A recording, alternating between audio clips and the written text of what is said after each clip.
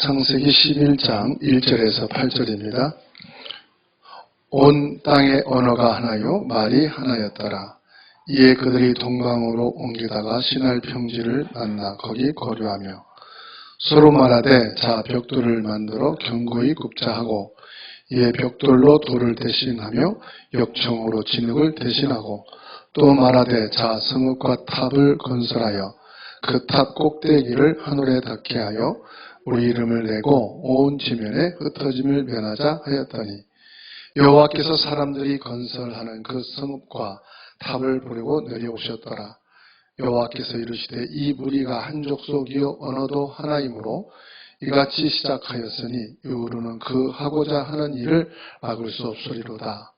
자 우리가 내려가서 거기서 그들의 언어를 혼잡하게 하여 그들이 서로 알아듣지 못하게 하자 하시고 여호와께서 거기서 그들을 온 지면에 흩으셨으므로 그들이 그 도시를 건설하기를 그쳤더라.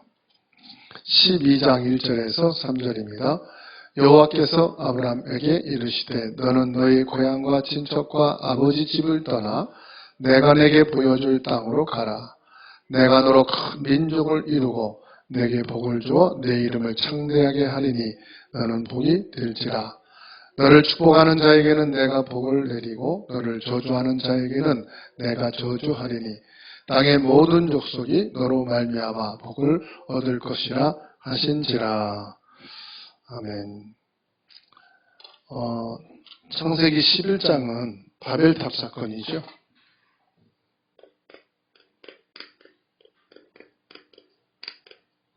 창세기 12장은 이런 바벨탑 사건으로 인해서 하나님을 떠나 있는 아브라함을 택하여 부르시는 것입니다. 그래서 이 바벨탑 사건과 나의 24라. 우리는 바벨탑 사건 속에서 살고 있었어요. 거기서 하나님이 우리를 불러내신 겁니다.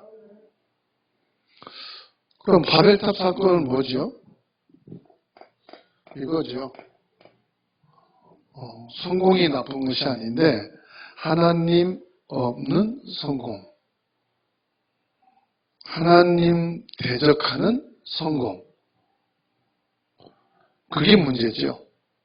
성공이 잘못된 건 아니에요. 성공이 죄도 아닙니다. 그런데 중요한 것은 하나님 없는 성공이에요. 하나님을 대적하는 성공이에요. 이게 문제가 되는 거죠. 결국은 이 세상 모든 문화, 정치, 이 모든 것들이요, 하나님을 대적하는. 그 하나님 대적하는 게 뭐냐? 모든 사람들의 마음에서 하나님 없게 만드는 거예요. 하나님 필요 없어. 성공이 최고야. 그 성공지향적인 지식과 목표를 집어넣는 겁니다. 근데 나중에 가서는 이게 결국은 심각한 영적 문제가 그리고 망하는 문제가 되는 거예요. 그래서 우리는 지금 뭘 하는 게 아닙니다. 하나님이 없는 성공, 하나님이 없는 세상을 어떻게 하면 살릴 것이냐. 이들을 살릴 준비를 하자 이 말입니다. 특별한 게 아니죠. 하나님이 나에게 주신 것을 가지고. 내가 할 수 있는 거 있잖아요. 특별한 게 아니에요. 하나님이 내게 주신 것이 있거든요.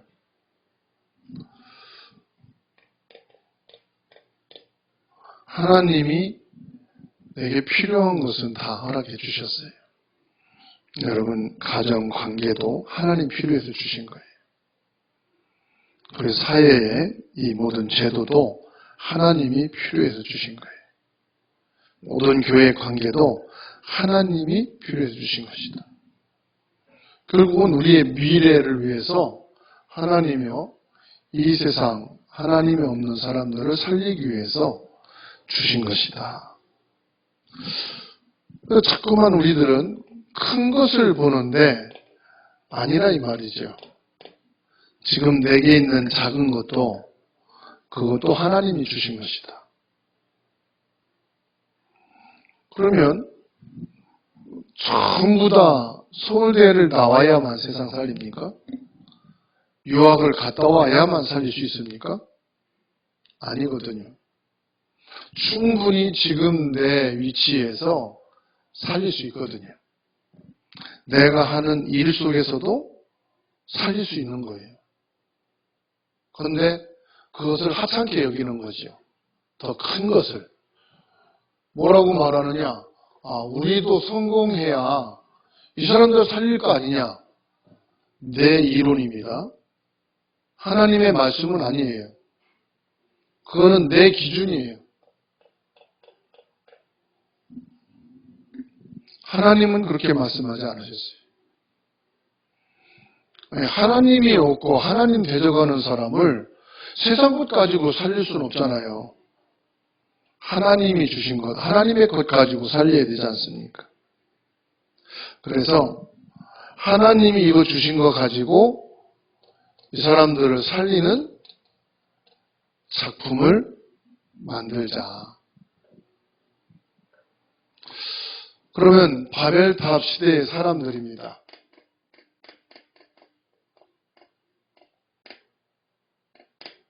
바벨탑 시대의 사람들은 창세기 11장 4절 말씀 보세요. 뭘 자랑하느냐? 자기들의 발전된 문명을 자랑했다. 하나님보다는 자기들의 뛰어난 이것을 자랑했단 말이에요. 지금도 우리는 막 사역을 자랑하고 어떤 열매를 자랑하고 그런 경우가 종종 있어요. 우리는 하나님을 자랑해야 되는 거죠. 이 바벨탑 시대의 사람들은 교만했어요. 그래서 교만하면 결국은 무너집니다. 작은 사람이든 큰 사람이든 저 사람 좀 교만하다 그럴 때는 반드시 무너지는 일이 생기더라고요. 그래서 이 바벨탑 시대의 사람들은 하나님이 없으니까 내가 대단한 줄 아는 거죠. 그게 교만이에요. 하나님이 없는 그 마음 상태가 교만이거든요. 그래서 하나님은 이들을 심판하신 거예요. 그래서 나는 지금 바벨탑을 쌓고 있지 않는가? 나의 바벨탑은 무엇인가? 하나님이 언어를 혼잡케 하셨고 바벨탑을 무너뜨리셨습니다. 그래서 우리는 이들을 살려야 되는 뭐가 있다? 이유가 있다. 우리는 왜 살아야 되느냐? 이유가 있다 이 말이에요. 하나님이 내게 이걸 주신 이유가 뭐냐? 이들을 살리기 위한 것이다.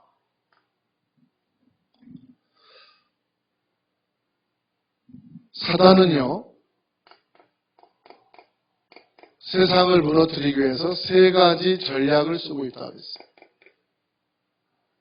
세 가지 전략을 쓰고 있다. 어떤 전략을 씁니까?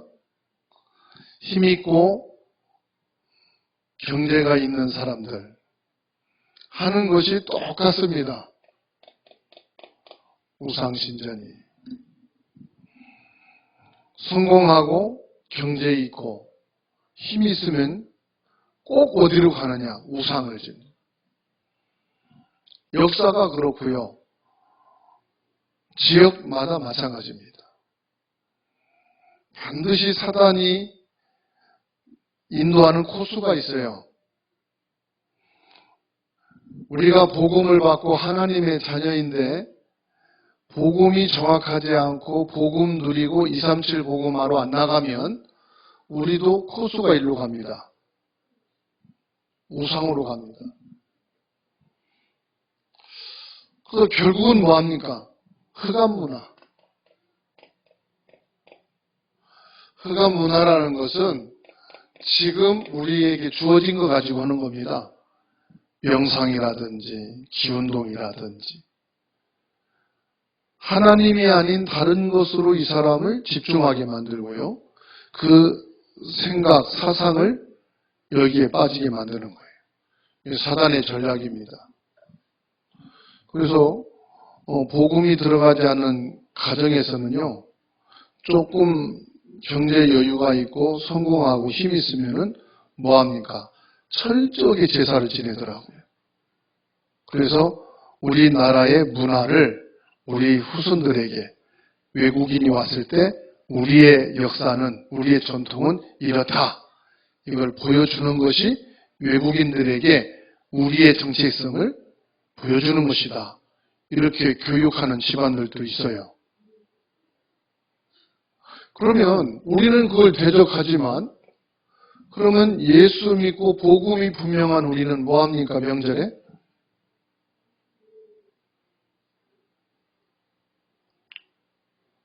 우리는 뭐하고 있죠? 심각한 것은요.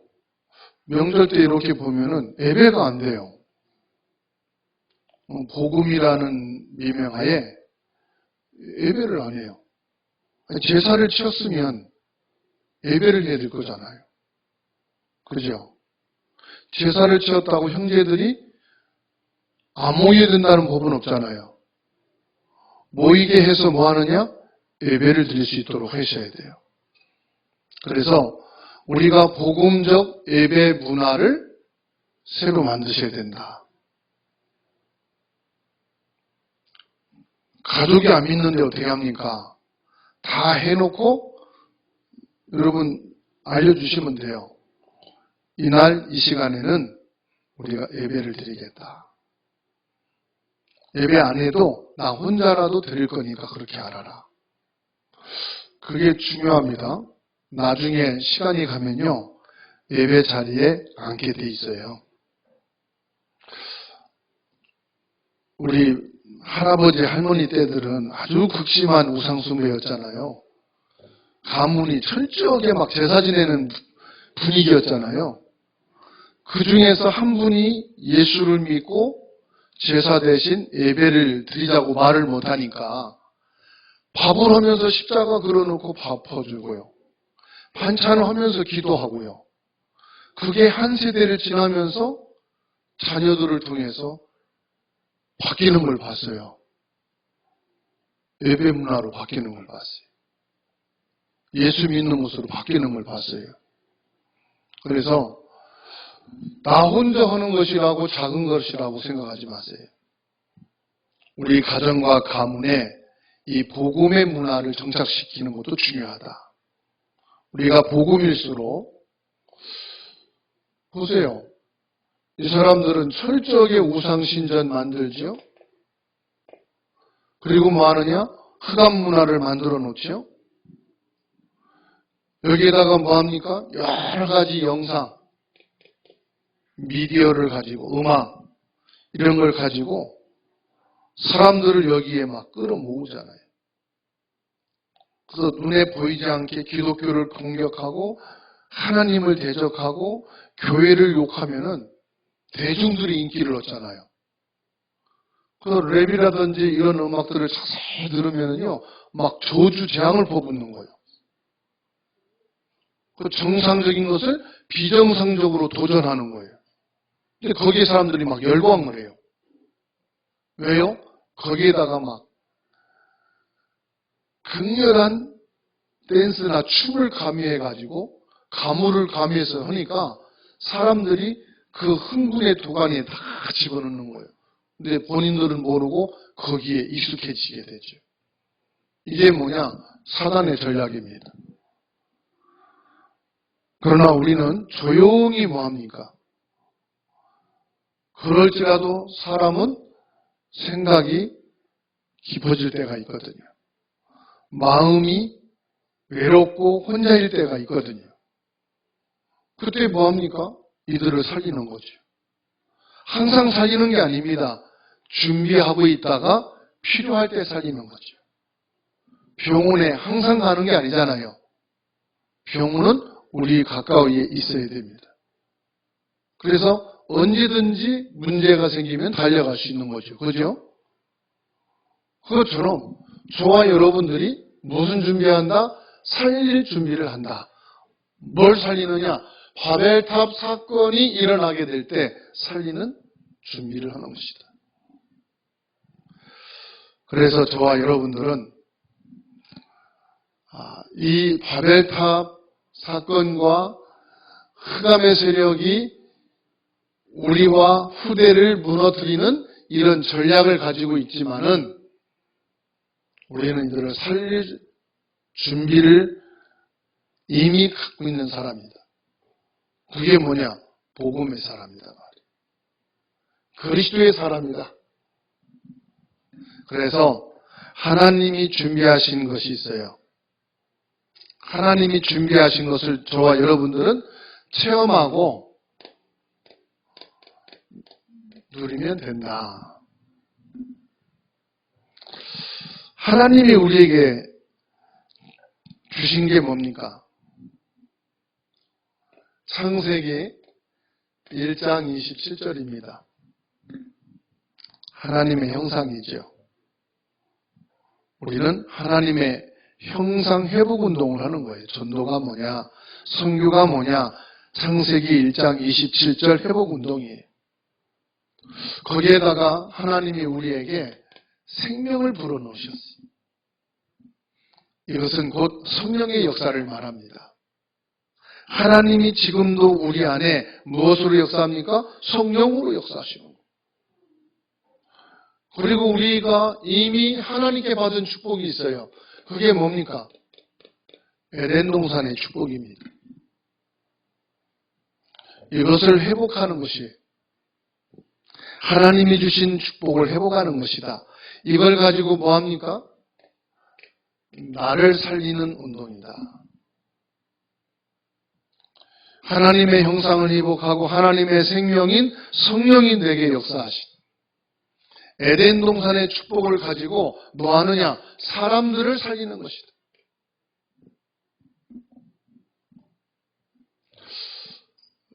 사람은 짐승이 아니기 때문에 반드시 영적인 공황이 옵니다. 사람은 성공의 자리에 맛있는 거, 좋은 거 입고 살아도 영적인 갈급한 상태가 옵니다. 그게 영적인 존재거든요. 그때 우리는 뭐합니까? 이겁니다. 하나님께서 이것을 저와 여러분들에게 초월할 수 있는 24 축복을 허락해 주셨다. 보좌의 축복이고 주의 천군 천사의 축복이고 하나님 말씀을 이루시고 시공간을 초월하시는 성령의 역사입니다. 우리는 24시 보좌와 연결되어 있는 사람이다. 보좌의 능력이 연결되어 있고 보좌의 축복이 연결되어 있다는 사실. 하나님은 처음부터 시공간을 초월하는 온라인의 역사입니다. 여러분, 우리가 핸드폰이 있는데 유선을 다 달고 다닌다면 어떻게 되겠죠? 엉켜가지고 사람이 살 수가 없을 거예요. 공중에서 줄이 다 내려왔어. 그럼 어떻게 되겠어요? 하나님이요, 창조 전에 눈에 보이지 않게 온라인으로 역사하시는. 하나님이 말씀을 주실 때 온라인으로 말씀을 주신. 전화를 통해서 말씀 주신 게 아니에요. TV 수신 전파를 통해서 말씀 주신 게 아니에요. 무엇으로요? 하나님께서 성령으로 말씀을 주신 거예요. 주의 천군 천사들이 비행기 타고 기차 타고 움직인 게 아니에요. 시공간을 초월해 역사하신 거예요. 온라인의 역사입니다. 이미 우리는 온라인을 체험했고 온라인 시대를 살았을 뿐이에요. 그렇죠? 그래서 해외에 나가 있는 혈육을 통해서도 지금 우리가 기도할 때 영적으로 소통이 되고 보호자의 역사와 응답이 같이 움직이는 거예요. 그러니까 237 나라 5천 종족이 보이는 거예요. 자, 그러니까 우리에게는요, 지금도 전무후무한 응답은 오고 있는 것이다. 나만의 전무후무한 응답, 교회의 전무후무한 응답, 여러분 직업과 학업의 전무후무한 응답은 지금도 오고 있어요. 사람이 희한한 거 있죠. 도형 6가지를 가지고 그리는데요. 사람마다 똑같은 사람이 없어요. 똑같이 하는데요. 위치가 다르고요. 크기가 다르고 다 다르더라고요. 그게 사람이에요. 남의 거 보고 그려도 다르게 그려져요. 그걸 뭘 말하는지 아십니까? 하나님이 다 다르게 창조하셨다는 거예요. 그게 전무후무한 거예요. 그래서 거기에 대한 답은 뭡니까? 하나입니다. 그게 뭡니까? 모든 사람에게는 문제와 위기, 갈등이 있어요. 다시 말하면 어려움이 없는 사람은 아무도 없다. 그럼 뭐 하느냐? 그 많은 어려움, 문제와 위기, 이걸 어떻게 봐야 된다고요? 거꾸로 보라. 나는 이런 상황에서는 도대체가 아무것도 될 수가 없다. 어떻게 사람을 살리느냐? 그거를 거꾸로 보라는 거예요. 내 생각으로, 내 경험으로 보면은 반드시 문제가 되고요. 위기가 되고 갈등이 되는데 거꾸로 본다는 것은 하나님의 계획으로 보자는 거죠. 근데 하나님의 계획 그러면 너무 막 그냥 널려 있으니까 거꾸로 보자 이 말이에요. 거꾸로. 그래서 사람들은 지금 와 있는 것으로 막 평가합니다. 저 사람이 된다 안 된다 그렇게 말합니다. 그런데 뭐예요? 반대쪽에서 뭐라.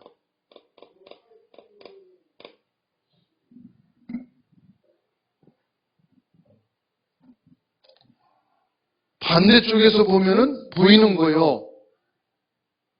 제대로 된 게 보인다 이 말이에요. 자꾸만 내 앞에 있는 것으로만 보지 말고 반대쪽에서 보면은 더 잘 볼 수 있어요. 그래서 운동할 때도 옆에서 막 TV 보면서 훈수하잖아요. 왜? 잘 보이거든. 멀리에서 촬영해서 보내니까. 근데 뛰는 사람은 그게 안 보이잖아요. 내가 빨리 이 문제 해결하고 빨리 휘짓고 들어가서 골을 넣어야지 이거 보이잖아요.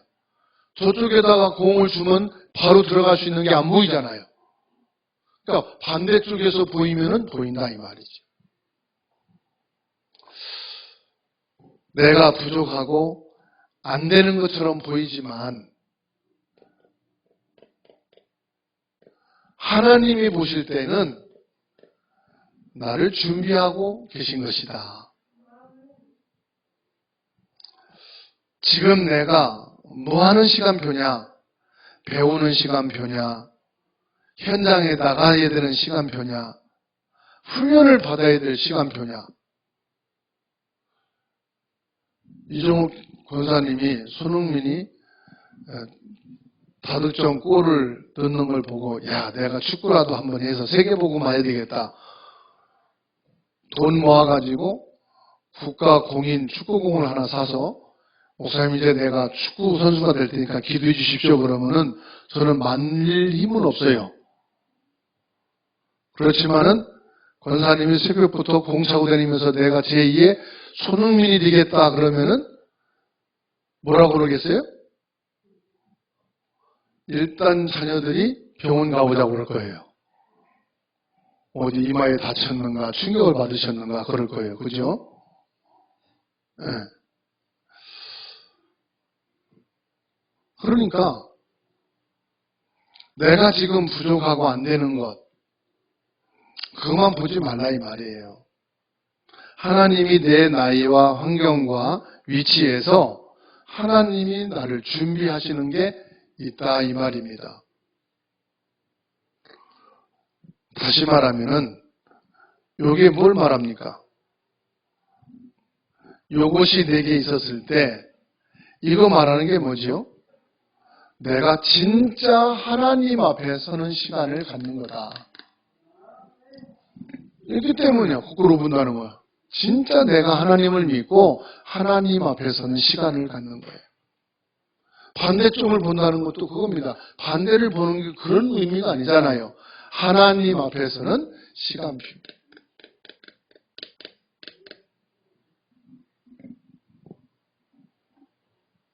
하나님의 것을 찾는 시간이 되라. 나를 향한 하나님의 계획. 이 시간 내가 무엇을 하나님이 원하시는가? 다시 말하면은 하나님 것을 찾고 하나님 앞에 서는 시간을 갖는다 하는 것은 뭘 말합니까? 여기서 하나님이 주시는 힘을 얻어야 된다 이 말이에요. 하나님이 주시는 힘을. 여기는 결국은 내 한계잖아요. 내 힘으로 못하는 거잖아요. 그리고 안 됐잖아요.